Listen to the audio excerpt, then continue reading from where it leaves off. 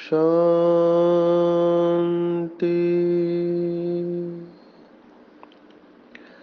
आज 24 अगस्त 2022 भारत में बुधवार है। Today is 24th August 2022 and it's Wednesday in Bharat. आज की मुरली का जादुई रहस्य स्वयं को प्रेरणा देने के लिए magical secrets of today's Murli for motivating the self. आज की साकार मुरली बाबा ने पूरा अटेंशन धारणाओं के ऊपर खिंचाया है। उसमें भी विशेष बाप को जो पसंद है वो है पवित्रता। आज के पूरे दिन भर हम पवित्रता को फुल अंडरलाइन करेंगे कि बाबा पवित्रता से कितना प्यार करता है। इनफैक्ट बाबा ने आज प्रश्न ही पूछा है कि बाप का प्यार और अधिकार किन बच्चों पर रहता है। बहुत सारे बीके भाई बहने ये कंप्लेंट करते कि हमको बाबा का प्यार अनुभव नहीं होता है। भगवान प्यार का सागर है तो उसका प्यार अनुभव होना चाहिए। अगर संगम युग पर हम भगवान का प्यार अनुभव नहीं करेंगे तो कौन से युग में करेंगे। देखो, भक्ति मार्ग में भक्तों ने भी भगवान का प्यार अनुभव किया है। अभी तो स्वयं भगवान इस धरती पर आया हुआ है, परम धाम में नहीं है। वो परम धाम छोड़ के इस धरती पर आया हुआ है, जो आज का गीत भी है। तो भगवान इस धरती पर आने के बाद भी अगर हमने परमात्मा का प्यार अनुभव नहीं किया तो फिर क्या किया, इस जन्म का वैल्यू क्या है। अभी संडे की मुरली भी चली थी। बाबा ने कहा था कि एक जन्म का परमात्म प्यार अनेक जन्म संपन्न बनाने का आधार है। एक जन्म का परमात्म प्यार पर किसको मिलता है। तो बाबा ने अलग अलग मुरलियों में बहुत सारी बातें कही हुई है। आज की साकार मुरली में बाबा ने वही बात कही है जो एक माँ बाप अपने बच्चों से अपेक्षा रखते हैं। क्या अपेक्षा रखते हैं? लौकिक में भी माँ बाप क्या चाहते हैं कि मेरा बच्चा या बच्ची जो भी है वो अच्छी तरह पढ़े, है ना, जीवन में आगे आए और सबूत दे आज्ञाकारी बनने का, वफादार रहने का, है ना। अंग्रेजी में कहावत है सन शोज फादर, माना बच्चा वो जो अपने बाप का परिचय दे। तो जब पिता बहुत फेमस होता है तो लोग परिचय कैसे देते हैं कि ये फलाने फलाने का बच्चा है, क्योंकि पिताजी फेमस है तो उसके नाम से परिचय होता है। लेकिन बाबा कहता है सबूत उसे कहते हैं कि जब लोग कहे कि ये बच्चा, ये जो पिता है ये इस बच्चे का पिता है, तो बच्चे ने नाम बाला किया ना माँ बाप का।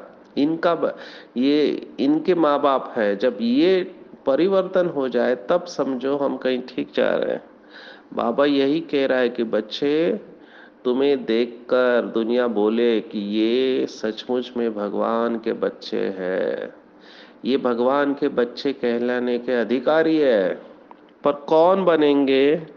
तो जो अच्छी रीते इस ज्ञान योग को खुद भी पढ़ेंगे और औरों को भी पढ़ाएंगे। मैं ये अनुभव करता हूँ, बहुत सारे बाबा के बच्चे अनुभव करते हैं जो 24 घंटे बस बाप और सेवा इसी में बुद्धि लगी रहती है, भले शरीर को कुछ भी हो जाए। शरीर बाबा को सौंप देते हैं। ये तो सर्दी गर्मी जैसे सीजन में आती है वैसे ये बीमारियां आती रहेगी, क्योंकि अंतिम जन्म है। हमने देखा दूसरे अध्याय में 14वां श्लोक है, मात्रा स्पर्शस्तु कौन्तेय शीतोष्ण सुख दुखदा आगमा पाइनो नित्या ताम तितिक्षस्व भारता। तितिक्षा गुण कहा है, तितिक्षा माना सहन करना। मैंने ये भी देखा है कि कुछ बाबा के बच्चे इतना डरते हैं बीमारियों से कि कहीं बीमार न पड़ जाए। हमारे यहाँ पर एक आत्मा है, वो ग्लास को भी 10 बार देखेगी कि कहीं उसमें कुछ है तो नहीं है। हर जगह पर बैठते समय भी देखेंगे कहीं कचरा है या नहीं है टेबल पे, ये वो। ये एक बीमारी है, इसको हम ओसीडी कहते हैं, ऑब्सेसिव कंपल्सिव डिसऑर्डर। अति स्वच्छता बोलते हैं, स्वच्छता की बीमारी है। बार बार हाथ धोना, डस्ट लग गया इन्फेक्शन चला जाएगा। कितना ये लोग सुखी नहीं रह सकते। अभी मैंने एक बार देखा, कमरे में थे, हमने थोड़ा खांसी किया, अभी वो आत्मा सोई हुई है लेकिन वो नींद में से उठ गई। मैं तो कहीं और था, लेकिन उसको लगा कि मैंने जो छींका खांसी किया वो उसके ऊपर चला गया। माना उनका हमेशा ये थॉट रहता है कि कोई छींकता है कासता है तो वो सब वायरसेस मेरे पास आ रहे, कहीं पर भी कोई छींके 15-20 फुट में, तो उनके अंदर इतना टेंशन रहता है इन्फेक्शन होने का या बीमार पड़ने का। इसको अलग अलग नाम दिए, हाइपोकॉन्ड्रियाक बोलते हैं मेडिसिन में। तो इतना नाजुक नहीं बनना है, सहन करना है। और हमने देखा, मैंने खुद दादियों को देखा, बड़ी बहनों को देखा। अभी ऐसे नहीं खाने का टाइम हो गया क्या करे, सेवा बंद करो, नहीं। सेवा करते समय उन्होंने दिन रात नहीं देखे हैं, अपने आराम का त्याग किया है। ब्रह्मा बाबा तो हमारे सामने एग्जाम्पल है। बाबा ने मुरलियों में कहा हुआ है कि बाबा को बोलते थे कि बाबा आप आराम करो, लेकिन बाबा बिल्कुल नहीं सुनते थे। एक बार तो बाबा को बुखार आया था। अभी देखो उस समय का माउंट आबू आप विजुअलाइज करो, क्या जंगल होगा, ठंडी कितनी होगी। और बाबा रोज सुबह मुरली सुनाने आते थे, अमृत वेला योग। तो बाबा को बोला, बाबा आज बुखार है, आज नहीं, आज आराम करो तो बाबा ने कहा नहीं, अगर बाप नहीं जाएगा तो बच्चों को मुरली कौन सुनाएगा। तो बाबा ने क्या किया, पूरा गर्म कपड़ा पहना, शॉल पहनी, सिर पे टोपा पहन के बाबा उस हालत में क्लास में गए। आप सोचो कितना अटेंशन। वो चाहते थे तो आराम कर सकते थे, जैसे आजकल भाई बहनें कहते हैं कि नहीं आज तो मैं बीमार हूँ, मुरली क्लास में नहीं जाऊंगा, नहीं मेरे को थोड़ा कमर दर्द है, ये वो है, नहीं जाएंगे। लेकिन इन लोगों ने अटेंशन क्या रखा। देखो आज हम क्लास में ये सुना क्यों रहे हैं, क्योंकि बाबा ने करके दिखाया ना, तो रोल मॉडल बने। जो कर्म मैं करूंगा मुझे देख और करेंगे। अगर बाबा समझो उस दिन क्लास में नहीं जाते तो फिर दादी और बड़ी बहनें भी सोचती थी चलो आज बीमार है आज नहीं जाएंगे, बाबा कुछ बोलेगा नहीं। लेकिन नहीं, बाबा ने करके दिखाया। ऐसे हमने बड़ी दादी को भी देखा। हम जब मधुबन में थे तो एक दिन मुझे याद आ रहा है, बड़ी दादी का पीठ में दर्द हो रहा था। तो जब दर्द होता है दादी कुछ नहीं बोलती, चुप हो गई। तो पता चला तकलीफ हो रही है तो डॉक्टर को बुलाया। सुबह के 10 साढ़े 10 बजे थे। तो डॉक्टर ने चेक करके बोला दादी आपको आराम की ज़रूरत है, आप रेस्ट करो अभी। तो दादी ने कहा ये क्या है, रेस्ट करने का टाइम है, ये तो सेवा का टाइम है। तो सोचो आप, दादी ने रेस्ट नहीं किया, कहते अभी तो सेवा का टाइम है, रेस्ट दोपहर को करेंगे लेकिन अभी नहीं कर सकते। माना इन लोगों का कितना सेवा से प्यार रहा होगा। तकलीफ हो रही है तो ये हमको सीखना चाहिए। हालांकि बाबा दूसरे तरफ ये भी कहता है कि बैलेंस से चलना है ना। लेकिन इन्होंने हमेशा सेवा को आगे रखा। तो इसी को कहते हैं रोल मॉडल बनना, अच्छी रीति पढ़ना और पढ़ाना है। आजकल थोड़ा भी नींद किसी का कम हो जाता है तो बोलते नहीं नहीं अभी नींद कम हो गया, अभी नहीं सेवा करेंगे। क्योंकि सेवा विस्तार में गई है, बहुत बाबा के बच्चे हो गए। उस समय आप सोचो इन्होंने कितना मेहनत किया होगा, क्यों नहीं दिल से दुआएं निकलती है। दादियों के बारे में हम कितना सुना है आपको, उतना कम है। अभी तो चारों तरफ जिन्होंने भी दादियों की पालना ली, विशेष बड़ी दादी की, वो अपना अनुभव सुना रहे हैं। तो सुनना चाहिए।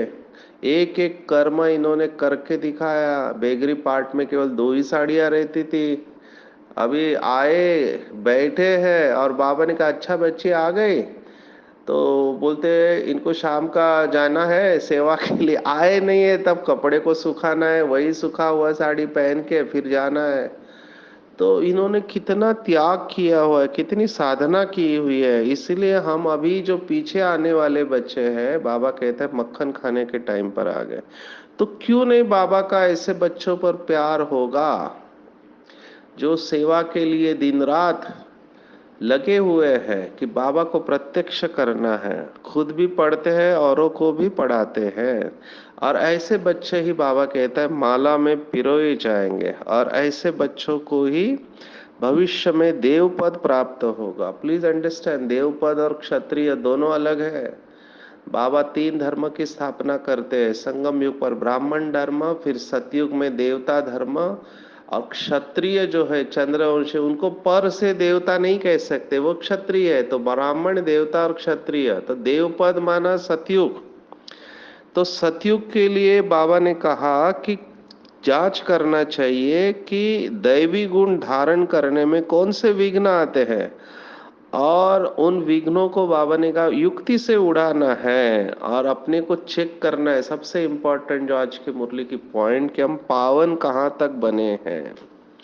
कोई भी देह अभिमान रूपी या विकारों रूपी कांटा विघ्न तो नहीं डालता। अंतिम जन्म है, 20 नाखून का जोर लगा के पावन बनना चाहिए। क्यों नहीं बाबा का प्यार मिलता? क्योंकि पवित्रता में कमी है। आज बाबा ने एक बहुत अच्छी बात कही कि कभी भी पुरुष पुकारते नहीं है भगवान को कि हमें नंगन होने से बचाओ। पुकारने वाली माताएं है ना, माताएं पुकारती है कि हमें नंगन होने से बचाओ। तो माताओं की पुकार सुनकर शिव बाबा इस धरती पर विशेष आया, माताओं बहनों को आगे रखा हुआ है। तो हमको भी उनको सपोर्ट करना चाहिए क्योंकि बहुत तकलीफ होती है। वो चाहती है जाना, बाबा ने कहा कृष्णपुरी में आना चाहती है, लेकिन उनके ऊपर बंधन होता है पुरुष जबरदस्ती करते हैं। तो बाबा कितना सपोर्ट करता है माताओं को, तो हमको भी पूरे परिवार को माताओं को सपोर्ट करना चाहिए, स्पेशली जो बंधन में है। और इन्हीं माताओं का शास्त्रों में गायन है। भागवत में जो भी कथाएं लिखी हुई है वो ऐसे ही आत्माओं की है जिनको दुनिया ने बंधन डाला, पवित्र रहने से रोका, है ना। कैसे कैसे मुरलियां जाती थी। आप अगर यज्ञ की कहानियां सुनोगे ना तो आपको बहुत वंडर लगेगा कि मुरली पढ़ने नहीं देते थे उस समय। तो आजकल के जैसा मोबाइल था नहीं, तो मुरली तो जाती थी मधुबन से, तो छिपके से सब्जी वाले के सब्जी के थ्रू में मुरली चली जाते थे। मुरली माना बाबा का लव लेटर था।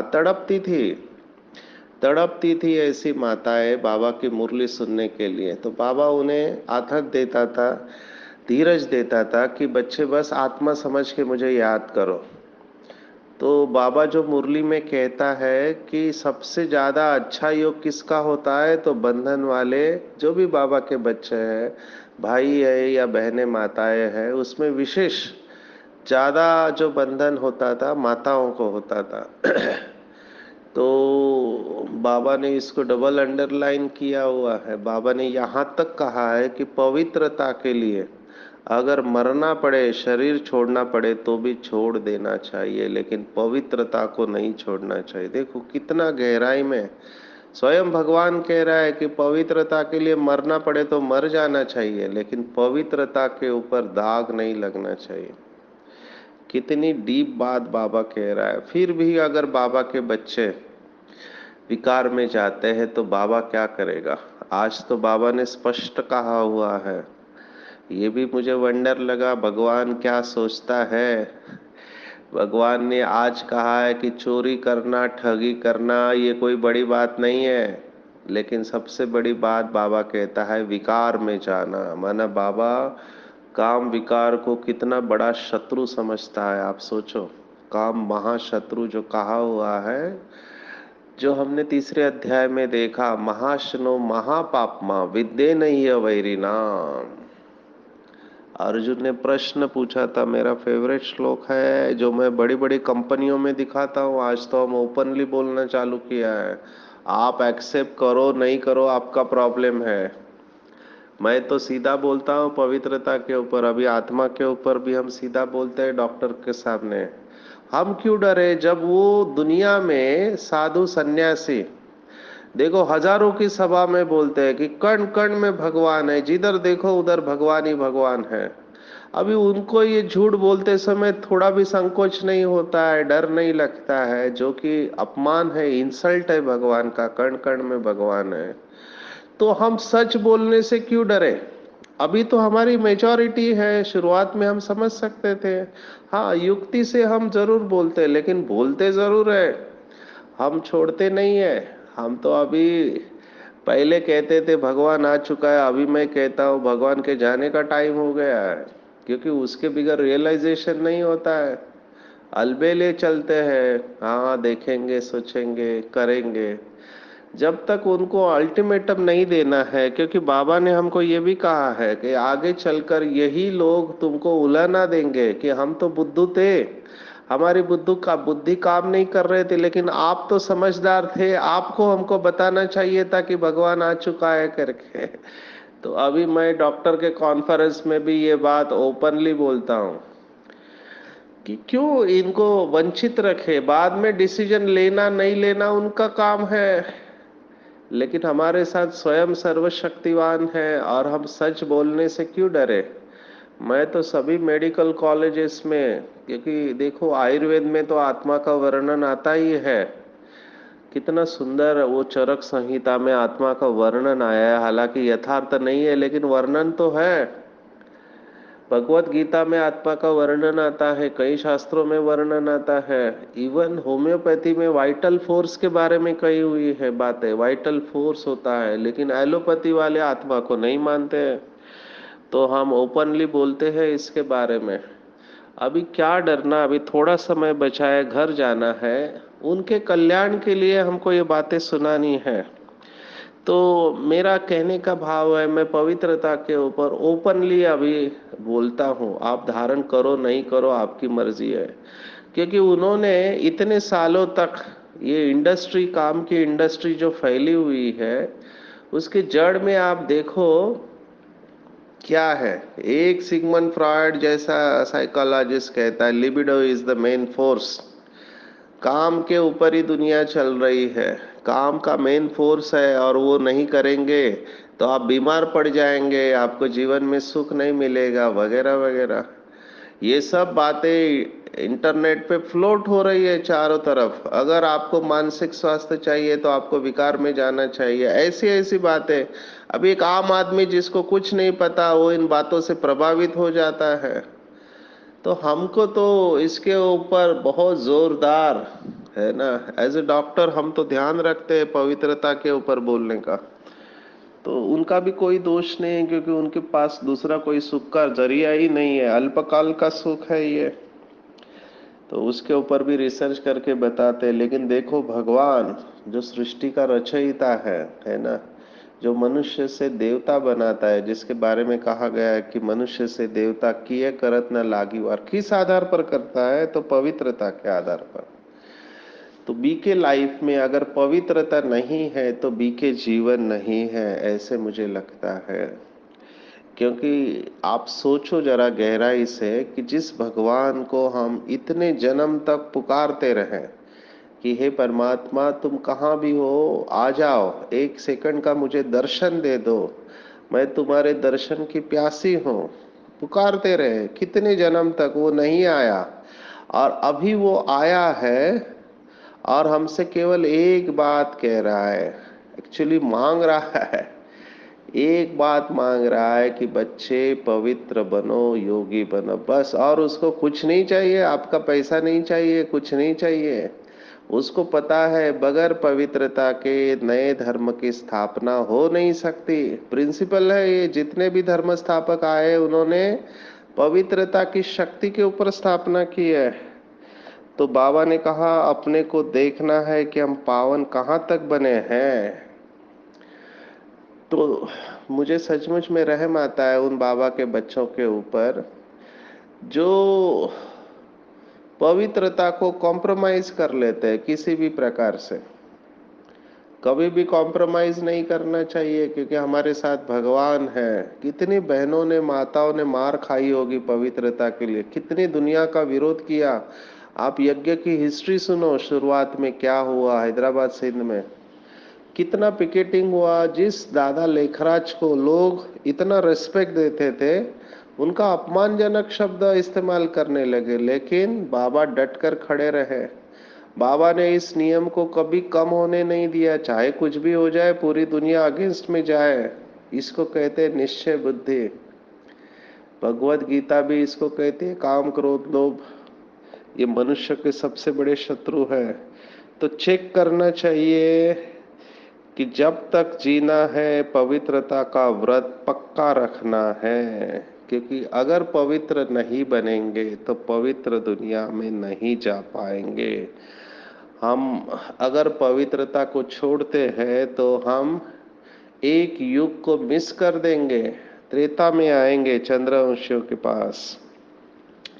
इसलिए बाबा ने कहा नंबर अपने आप बनते हैं, टीचर किसी को कृपा नहीं करता है ना। हालांकि कलयुग में कुछ भी पॉसिबल है, पैसा दो तो टीचर कृपा कर देता है, लेकिन प्रैक्टिकली ऐसा होना नहीं चाहिए। बाबा खास यहाँ पर कहता है भगवत गीता का 4 अध्याय का श्लोक, ये 4 वर्णों की रचना अपने आप होती है। बाबा के सभी बच्चे नंबरवार है, कोई नंबर 1 जाता है, कोई नंबर लास्ट आता है। किस आधार पर? जितनी पढ़ाई अच्छी तरह से पढ़ते हैं। लौकिक में मैंने देखा है माँ बाप बच्चों को तो होमवर्क करो, होमवर्क करो, आज टीचर ने क्या सिखाया। अभी यहाँ पर भी हमको ऐसे अच्छा स्टूडेंट बनकर, देखो ये जो मुरली है ना, आपको बता दे कि ये मुरली का प्रश्न सार धारणा वरदान ये कौन निकालता था? तो ये हमारी आदरणीय मनमोहिनी दीदी अच्छा स्टूडेंट बनकर ये सब निकालते थी। बाबा तो मुरली सुना देते थे, फिर उसके ऊपर से ये निकालना क्यों निकाला? ताकि लोगों को पढ़ाई करने में बहुत इजी हो जाए। कल एक आत्मा से हम मिले, कहते टाइम ही नहीं मिलता है मुरली पढ़ने को, लेकिन योगा करने को टाइम है, एक्सरसाइज करने को टाइम है, मुरली के लिए टाइम नहीं है। तो मुझे बहुत वंडर लगा। ये तो वैसे ही हो गया, स्टूडेंट कह रहा है क्या करूं मैं, डिग्री तो चाहता हूं लेकिन पढ़ाई के लिए टाइम नहीं है, टाइम निकालना पड़ेगा। तो मुरली के नोट्स निकालने चाहिए, उसको रिवाइज करना चाहिए, रियलाइज करना चाहिए। ये कर्म योग है ना। कर्म करते समय हमको इस अवस्था में रहना है। अगर काम विकार में गिरे तो बहुत चोट लगेगी। मैंने देखा है कि ऐसे बच्चे फिर खड़ा होना उनको बहुत मुश्किल लगता है, क्योंकि उनका दिल खाता रहता है, अपनी नजरों में गिर जाते हैं। तो पवित्रता के लिए बाबा जो कहते हैं कि मरने के लिए तैयार हो जाना चाहिए, चाहे कुछ भी हो जाए, कितने भी पेपर आए, लेकिन पवित्रता को नहीं छोड़ना। और पवित्रता की गहराई तो बहुत डीप में है। केवल ब्रह्मचर्य पवित्रता नहीं है, लेकिन व्यर्थ संकल्प से मुक्त रहना ये पवित्रता है। निरंतर शुभ भावना और शुभ कामना हमारे द्वारा निकलती रहे। जब पकड़ेंगे और पढ़ाएंगे नहीं तो कोई पद नहीं पा सकेंगे। बहुतों को आप समान बनाना है। शुरुआत में बाबा ने कहा कि चोरी करना, ठगी करना, इससे ज्यादा बड़ा पाप है काम विकार में जाना। और लास्ट में बाबा ने कहा लक्ष्मी नारायण के राज्य में झूठ कभी बोलते नहीं है। तो हमको भी लक्ष्मी नारायण के राज्य में जाना है, तो सत्यता के ऊपर चलना है। तो खास करके बाबा ने कहा गृहस्थ व्यवहार में रहते हुए, बाबा ने बहुत बार दुनिया को चैलेंज दिया, आग और कापूस इकट्ठा रह के पवित्र रहना बहुत कठिन है, लेकिन यही चैलेंज हमको लेना है कि कमल फूल समान रहना है, कीचड़ से न्यारा रहना है, जब तक जीना है पवित्रता का व्रत चाहे कुछ भी हो जाए जरूर रखना है। और शिव बाबा से कृपा आशीर्वाद नहीं मांगनी है।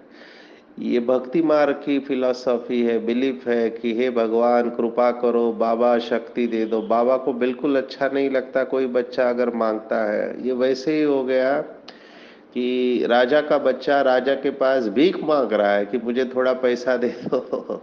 बाबा ने कहा तुम्हारा अधिकार है, अधिकार से ले लो, मांगने की जरूरत नहीं है। पात्र बनो तो सब कुछ अपने आप मिल जाएगा। कृपा शब्द का अर्थ हम बार बार देख रहे हैं क्योंकि भक्ति मार्ग का शब्द है कर और पा। कृपा माना कर और पा, जो करेंगे वो अपने आप प्राप्त करेंगे, मांगने की जरूरत नहीं है। तो अपने ऊपर आपे ही कृपा करनी है। और कृपा कौन करता है? जो अच्छी तरह से ज्ञान योग की पढ़ाई पढ़ता है और पढ़ाता है, उसके ऊपर आपे ही कृपा हो जाती है, मांगने की जरूरत नहीं है उसको। हम ये अनुभव करते हैं, सेवा में लगे रहते हैं, अपने आप दुआएं मिलती है। एक बाप की दुआएं मिलती है और दूसरा ब्राह्मण परिवार की दुआएं मिलती है। तो ये लक्ष्य रखना चाहिए कि हमको हर आत्मा से दुआएं मिलती रहे, और यही आज का वरदान है। सहज सफलता किन बच्चों को मिलती है? सहज मिलती है सफलता, कोई मुश्किल नहीं है। तो सहज सफलता किसको मिलती है? जो हर कर्म में श्रेष्ठ स्मृति स्थिति और वायुमंडल बनाने वाला होता है, वो अधिकारी बन जाता है दुआओं का। जब आप कोई भी कर्म करते हो, कर्म के साथ अगर योग को रखते हैं तो कर्म और योग का बैलेंस हो जाता है, और जहां बैलेंस है वहां ब्लेसिंग अपने आप मिलनी है। ये तीन शब्द मुझे बहुत अच्छे लगते हैं। हमने डॉक्टर्स के कॉन्फ्रेंस में इसके ऊपर ये बाबा के शब्द लेकर ही हम सेशन लेते हैं। मेरा फेवरेट है ये तीन शब्द, बैलेंस, ब्लेसिंग और ब्लिस। जो जीवन में बैलेंस में चलते, याद और सेवा का बैलेंस, कर्म और योग का बैलेंस, तो बैलेंस में चलते हैं तो कर्म परफेक्ट होने के कारण ब्लेसिंग मिलती है ना। तो बाप द्वारा जो ब्लेसिंग मिलती है, लेकिन जो संबंध संपर्क में जो भी आत्माएं आते हैं उनसे भी ब्लेसिंग मिलती है। ब्लेसिंग माना क्या? तो ब्लेसिंग का बाबा ने कहा कि लोग आपको अच्छा कहेंगे कि ये अच्छी आत्मा है। अच्छा मानना यही दुआएं है, और जहां दुआएं है वहां सहयोग जरूर मिलता है। और ये दुआएं और सहयोगी आपको सफल बना देता है, किसी भी प्रकार का विघ्न नहीं आता है, ये आपको अनुभव से सुनाते हैं। अभी इसमें प्रॉब्लम क्या है कि हम कर्म करते समय हमारा अटेंशन नहीं है ना। बाबा ने कहा कई बार बच्चे कर्म कॉन्शियस हो जाते हैं। कर्म भी दो प्रकार के होते हैं। एक स्थूल रूटीन कर्म होता है, जैसे कपड़े धोना है, खाना बनाना है, या और रूटीन हमारे काम होते हैं रोज के। उसमें इतना अटेंशन की जरूरत नहीं, थोड़ा अटेंशन चाहिए। लेकिन कई काम होते हैं, जैसे कैशियर का काम है पैसे गिनती करना या अकाउंट्स लिखना, वहां पे बहुत अटेंशन की जरूरत है, क्योंकि एक फिगर इधर उधर हो गया तो करोड़ों का नुकसान हो जाएगा, लाखों का नुकसान हो सकता है। तो दो प्रकार के कर्म होते हैं। तो जहां पर बहुत अटेंशन की जरूरत है वहां पूरा एकाग्रता से बाबा की याद से शुरुआत करना है, पर बाकी जगह पे हमको कर्म कॉन्शियस नहीं होना है। तो बाबा ने कहा सोल कॉन्शियस के बजाय कर्म कॉन्शियस रहते हैं, और फिर याद खिसक जाती है। तो ये बैलेंस आज दिन भर में हम रखेंगे, कर्म के साथ योग, श्रेष्ठ स्मृति में रहेंगे, तो सबसे दुआएं मिलती रहेगी। और विशेष बाबा ने कहा सच्ची सेवा क्या है? इस समय हम देख रहे हैं मेजॉरिटी डिप्रेशन में है, दुखी है।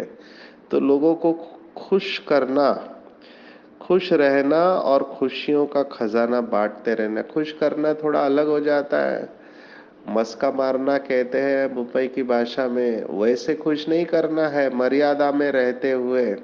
जब हम स्वयं खुश रहते हैं तो हमारे वाइब्रेशन खुशी के चारों तरफ फैलते हैं। तो आज की पूरी मुरली के ऊपर अगर हम कहें तो धारणा रखनी है पवित्रता की धारणा, क्योंकि पवित्रता ही सुख शांति की जननी है। चाहे कुछ भी हो जाए, पढ़ाई पढ़नी और पढ़ाई पढ़नी है और पवित्र रहना है।